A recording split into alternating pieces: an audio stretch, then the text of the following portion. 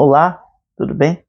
Hoje o vídeo é bem simples, na verdade. Queria conversar um pouco com vocês sobre o que existe de mais, qual é a maior dádiva que pode receber o ser humano, o que existe de mais dadivoso, né, para uma pessoa, para um ser humano. Eu fiz algumas anotações um dia, né, tava numa aula e me veio a ideia de conversar isso com vocês em algum momento, mas não tem um propósito específico, é mais para compartilhar com vocês coisas que nos levam a essa conclusão, né? Porque quando a gente aproveita as coisas altas da vida, né? Como assim as coisas altas? Os temas elevados que estão falando sempre a filosofia, que estão falando sempre as boas poesias, que estão trabalhando a literatura, que buscam a arte, né? Em outras palavras, eu estou querendo dizer que esses quatro temas, que são os quatro temas que eu costumo abordar aqui no canal com frequência, são justamente os temas que buscam esses assuntos elevados, né? Esse nível elevado de cultura, né? Lembrando que cultura é sempre cultivo de valores, é sempre virtude, conforme define Cícero para a gente, né? Então, o que tem de melhor? O que o ser humano mais de forma mais potente pode desenvolver, pode ter em seu domínio, né? Então, eu fiz algumas anotações, né? E eu pensei, né, nas coisas que a gente poderia ganhar da vida, como um bom emprego, uma boa casa, ou uma família, uma série de coisas que a vida nos traz, né? Porém, nada disso, nada que a gente possa pensar como bom, nobre e desejável, nada pode superar a possibilidade de se conhecer ou conhecer a si mesmo, como nós costumamos falar aqui, porque essa redundância desse conhecer a si mesmo tem uma finalidade, tem um porquê, né, de se falar assim. É, e, a gente não pensa muito sobre isso, né? Porque, enfim, não é normal, mas chega um tempo de tanto repetir, você pergunta por que a si mesmo, não simplesmente a si. Enfim, vamos então colocar algumas coisas aqui e a gente vai pensar sobre isso um pouco, né? Tem um vídeo aqui no canal que eu falei sobre como aproveitar a vida. E isso que eu vou colocar agora tem uma relação com esse vídeo, né? É, claro que isso que eu estou compartilhando com vocês agora é uma coisa totalmente, assim, mais improvisada, né? Não tem uma estrutura de um assunto que eu estudei, mas sim de reflexões muito pessoais que eu pensei em compartilhar com vocês aqui. Então, é, lá quando eu falei sobre a felicidade, né, ou seja, como realmente aproveitar a vida, buscar a felicidade, eu trago Aristóteles que fala sobre como o ser humano pode buscar a felicidade através de três caminhos, né? Ou pensar que busca a felicidade. E esses três caminhos que ele aponta, né, ele chama de vida vegetativa, vida é,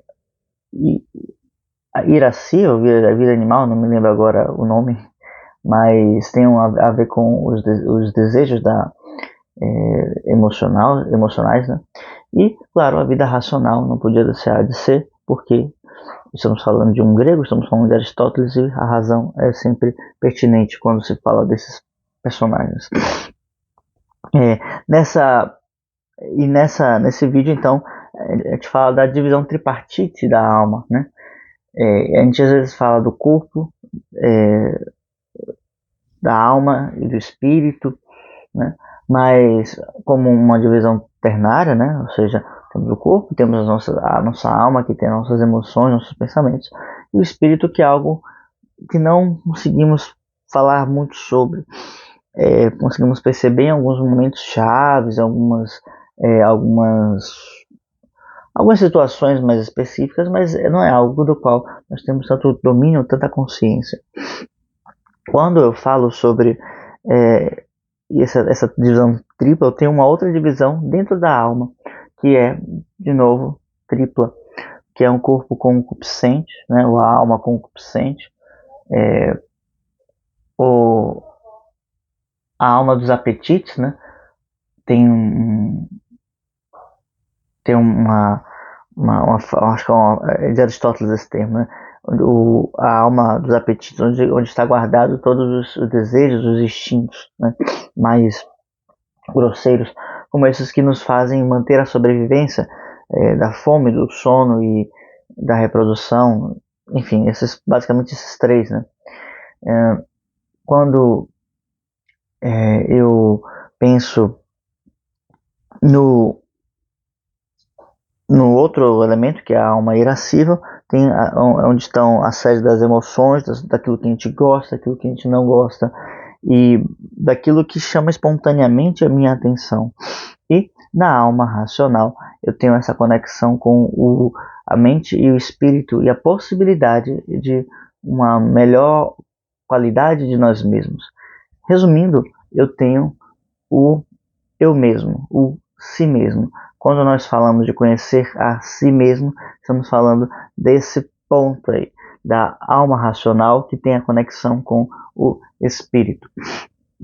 Vamos entender uma coisa: a gente não tem como acessar o nosso espírito diretamente, né? Não é uma coisa como se eu fosse num local, ou eu faço, não sei, 20 orações por dia e tenho uma epifania. Não é uma coisa desse tipo.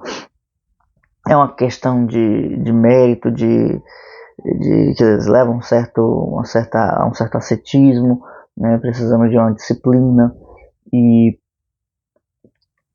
no fim das contas se traduz em um certo mérito que cada um possui, que não cabe a nós, pessoas comuns, né, meros humanos, definirem como isso acontece. Simplesmente nos cabe pensar essas coisas para poder seguir isso, ou, né, definir que isso não é para nós. Mas isso não é algo que seja muito simples, porque nós não temos eu diria que nós não temos esse direito de dizer que buscar a si mesmo, buscar a vida do espírito, não seja para nós, tá? Caminhando um pouco mais nessa ideia, temos então que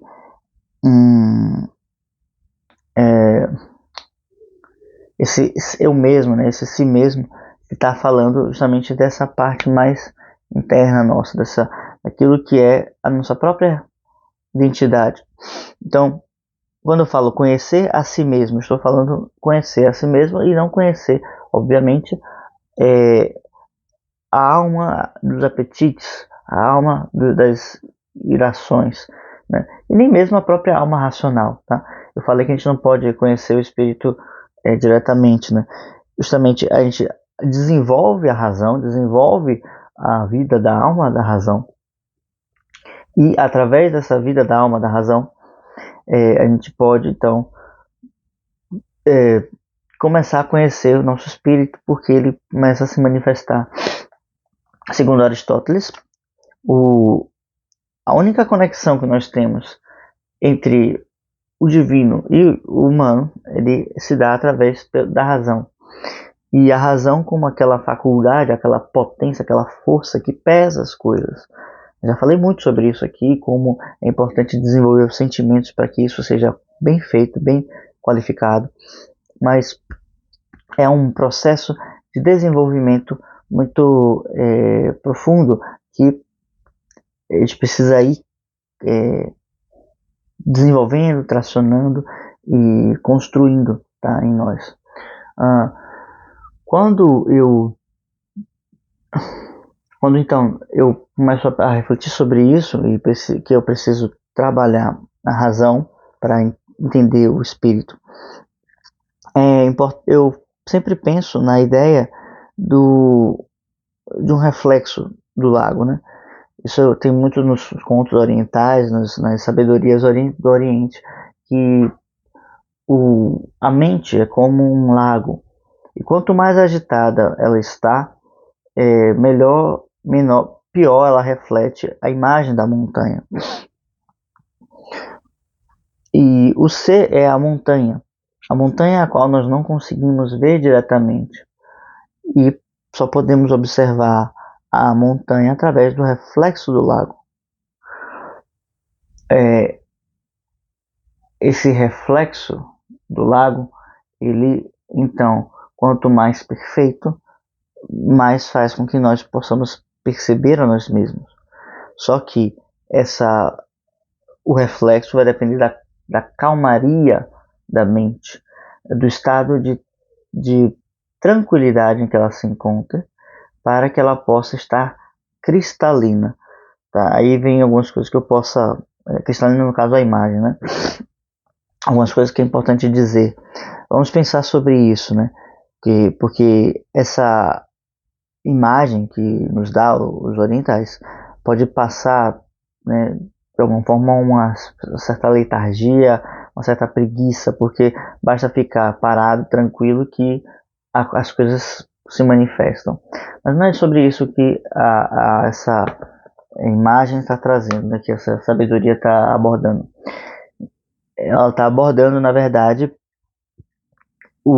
primeiro essa ideia de que a mente precisa estar pacificada, precisa estar tranquilizada, e isso tudo bem, acho que isso ficou claro, né?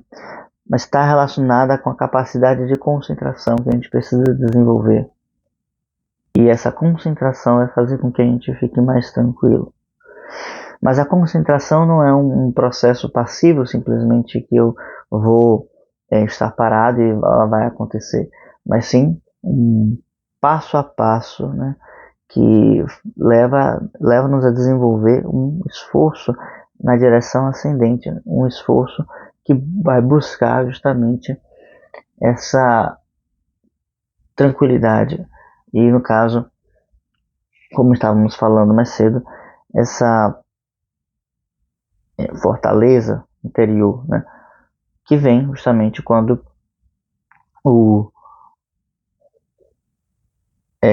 podemos desenvolver essa concentração, tá? Concentração vai ser estar no centro, né, estar na posse desse centro e ter a capacidade de simplesmente receber os pensamentos. Os pensamentos eles sempre acontecem, independente daquilo que nós façamos. Mas se mantemos o foco, né, nas atividades onde nós estamos agora, eles começam a aparecer menos.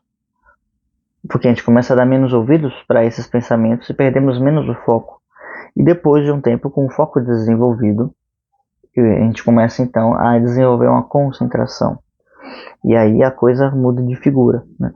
Porque a concentração ela não é simplesmente um elemento focado num ponto, mas sim um elemento que abrange uma ampla gama como uma esfera. E se é uma esfera, ela expande sempre para todos os lados. E se expande para todos os lados, ela também sobe e também desce ao mesmo tempo. Então, tá aí uma coisa importante para se entender e se chegar a conhecer a si, é necessário desenvolver essa concentração, que é um processo de expansão da consciência que nós temos de nós mesmos para todos os lados. E, desculpe. E quando eu falo para todos os lados, isso quer dizer que eu integro as coisas. Quer dizer que eu integro a minha vida pessoal, eu integro o meu trabalho, eu integro os relacionamentos familiares, os relacionamentos com os amigos, as outras tantas coisas que eu tenho de fazer. Eu não tenho hobbies, né? Porque os hobbies sempre me afastam de mim, né? Eu brigo com isso, mas o fato é que eu preciso trazer as coisas para perto, né? Não pode estar um ponto solto, preciso integrar. Os meus hobbies precisam ter integração à minha vida. Então, todo esse processo, ele vai a partir de um centro, marcando a nossa própria identidade e afirmando quem nós somos. Eu fiz um texto sobre isso lá no blog da revista Polis, na época que eu estava mais ativo por lá. Vou retomar essa atividade, mas agora estou pensando em retomar esse texto lá no Substack. Então, deixa eu pegar e jogar lá no Substack e convidar vocês a ler, né, esses textos, tá? só um convite, né, para você que não me segue lá no Substack, por favor, faça a sua inscrição, né? Tem a opção da inscrição gratuita, tem a opção da inscrição paga. Enfim, se você se sentir motivado a fazê-la, por favor, o link está na descrição do Substack, tá bem? Então, por que o melhor no ser humano seria justamente essa capacidade de conhecer a si? Porque é aquele velho ditado que a gente sabe, né? A gente chega no mundo pelado e sem dente, né? E a gente vai sair dele mais ou menos assim. A gente entra sozinho e sai sozinho também. O fato é que todas as coisas que estão ao nosso redor, por mais dura que seja essa realidade, a gente precisa entender que elas podem ser tiradas de nós. O nosso trabalho, inclusive recentemente perdi o que eu tinha, né? Então, nossa família, nossos amigos, nossos filhos,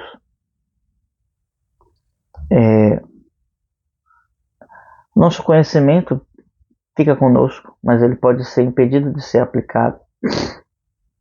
O nosso podemos esquecer quem nós somos? Acho que sim. Mas o que fica de real, né, da vida? O que da vida fica de real? Inclusive, isso é uma lição que eu aprendi na Consolação da Filosofia, né, um livro muito profundo, justamente que não podem ser tirados de nós aquilo que é realmente nosso. E o que é aquilo? O que é realmente nosso? Fica a pergunta para você. Se você tiver uma resposta, deixa aqui nos comentários. A reflexão nos traz que a única coisa que é realmente nossa é essa consciência de nós mesmos, essa consciência de si, daquilo que nós somos e que sabe se diferenciar, distinguir dessas coisas que aparecem no cotidiano como muito importantes e que na verdade não são tanto assim, tá? Então, em última instância, o que é realmente nosso, a nossa identidade, aquilo que nós somos. E por isso que o mais maravilhoso que existe é um ser humano conhecer a si mesmo. Uma outra coisa que permite que a gente chegue lá é a virtude. E a virtude indica o caminho do bem, né? Não sei se isso é a frase de alguém, mas eu pensei nela agora. Me parece boa. A virtude indica o caminho do bem. E o bem é essa identidade dentro de nós. E o bem é onde todas as boas coisas, todas as ideias se reúnem. E através da nossa ação virtuosa, a gente consegue chegar lá. Então, a virtude é um processo de desenvolvimento que permite com que a gente chegue na nossa identidade. Então, se a virtude é um caminho para o bem, ela é, consequentemente, um caminho para a nossa felicidade. A virtude é, em última instância, a marca que o nosso ser, nossa alma, nosso espírito deixa no mundo. É como o nosso espírito toca no mundo.